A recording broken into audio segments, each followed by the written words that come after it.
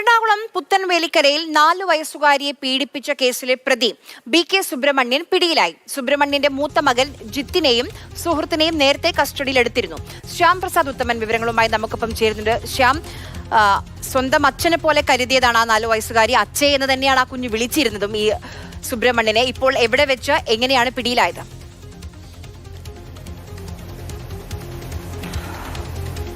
അറിയ അതായത് CPM നേതാവ് കൂടിയാണ്, CPM തേലത്തുരുത്ത് ബ്രാഞ്ച് അംഗം കൂടിയാണ് ഈ സുബ്രഹ്മണ്യൻ. ഈ സംഭവത്തിന് പിന്നാലെ CPM ഇയാളെ പാർട്ടിയിൽ നിന്ന് പുറത്താക്കുകയും ചെയ്തിരുന്നു. ഇക്കഴിഞ്ഞ ജനുവരി 15-നാണ് ഇത് സംബന്ധിച്ച് കുട്ടിയുടെ കുടുംബം പോലീസിൽ പരാതി നൽകുന്നത്. ഈ പരാതി നൽകിയതിന് ശേഷം സുബ്രഹ്മണ്യൻ പിന്നീട് ഒളിവിലായിരുന്നു.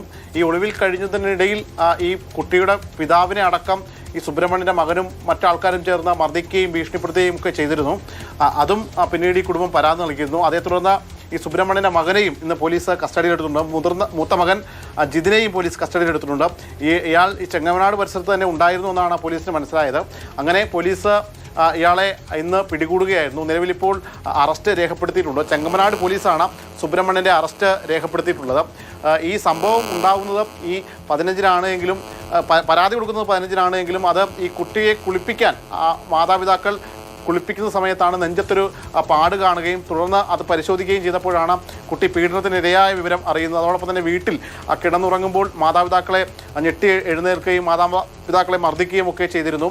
അതായത് സുബ്രഹ്മണ്യൻ്റെ ഭാര്യ നടത്തിയിരുന്ന അംഗനവാടിയിലായിരുന്നു ഈ കുട്ടി പോയിരുന്നത്.